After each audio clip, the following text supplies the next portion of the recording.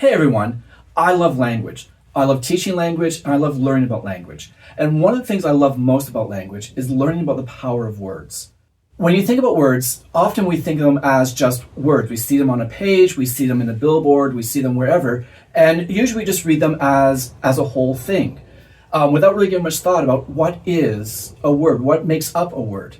I'm a teacher in Ontario. I teach right now mostly grade 7s, and one of the things that we're doing is learning about how words are built and what words are in order to build greater literacy and understanding and comprehension of words as they read. So this will be an introductory video to a longer series based on Deb Glaser's Morpheme Magic, which is an incredible resource for all teachers who are trying to teach language regardless of the grade, from everything from kindergarten all the way up to high school seniors.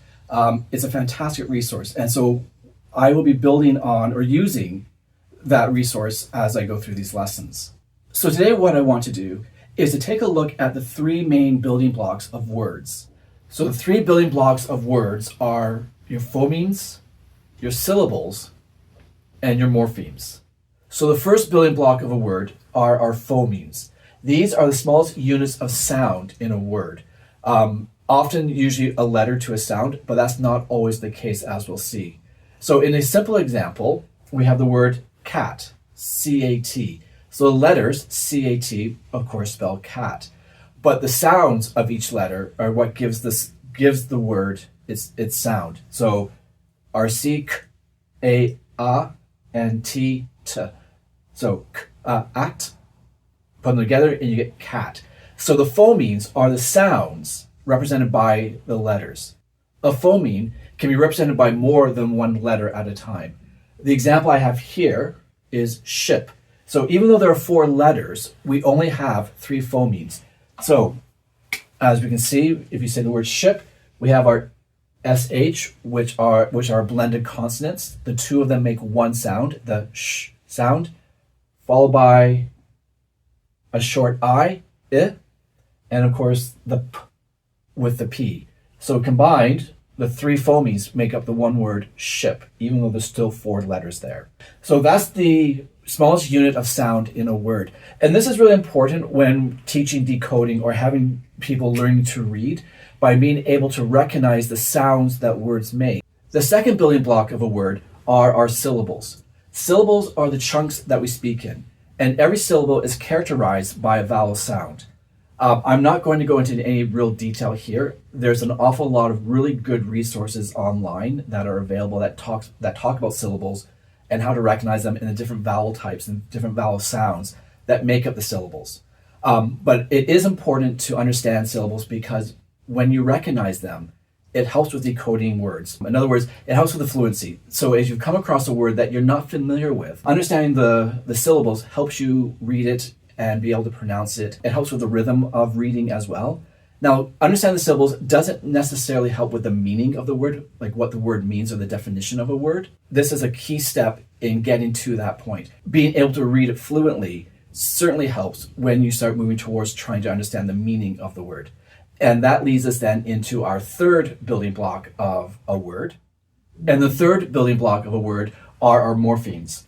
The morphemes are the smallest part of a word that has meaning. And for myself personally, this is what I find most interesting about words, or understanding the power of words, are the morphemes, because this is what gives our words meaning. It gives them the power, right? So the idea here, of course, is that where the phonemes and syllables focus on the sounds that the letters make in a word, the morphemes are what those letters mean and how those combinations of letters change the meaning of a word. So this is where I think it's really exciting. And because I'm doing with grade 7s, I don't go into the full etymology of words, but it is fascinating. But for someone that may not have come across a word like this before, knowing the morphemes helps understand the meaning of the word. So the example I have here is the word unhappiness. We have broken down into its 3 morphemes: the prefix un, the base or root word happy, and the suffix ness. So when we look at a word like this, when we break it down into its morphemes, we get a clearer sense of its meaning. So for example, most of us are familiar that the word un, or the morpheme un, as a prefix, means not. The root word, happy, of course, again, most of us recognize that as happy, someone that is cheerful. This is our root word. And then finally we have the ness suffix. So this is our suffix which is added at the end of a base. And it means state of. So it represents a state. So then we put those together. We have not, happy, and state of. So we have a state of being unhappy. What's fascinating about morphemes and suffixes and prefixes, I think for me is really kind of cool, is it not only changes the meaning of the word, it can also change the part of speech it represents. So the word happy, if we simply just have the root word happy, it is usually used as an adjective. The happy person, the happy day, right? Happy is an adjective. It describes a noun. But in this case, if we're using the suffix ness, it turns it then into a noun. So the power then of these morphemes is what it does to the root word. When we add un to the base, all of a sudden it changes that meaning of the word, even though the base stays the same. So if I say, oh, that person is happy, is completely different meaning if I say, oh, that person is unhappy. It completely changes the meaning just with that little prefix. I think this is why language can be so really fascinating. Another example, really simple, and actually a really nice simple one.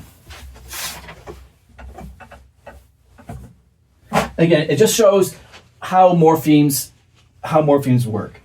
So we have a word,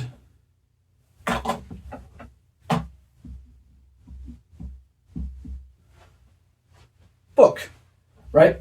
It's nice and simple, our root word, not very complicated, book. Now, if I add a suffix, another morpheme as a suffix, very simple one, just a simple letter, S, it doesn't change the meaning too much, but it changes it anyway. It's a very different, again, it's just like happy versus unhappy. It's a very different meaning if I say to someone, please get me a book, one book, or get me lots of books. And it's that little s, right? Again, most of us don't think about these type of things because they come sort of really naturally to us. Right? We just understand, oh, if there's no s at the end of a noun, it means it's usually just one of it. If we add an s, now we're talking about more than one. And again, while the change isn't that great, it still has an impact on the meaning of the word.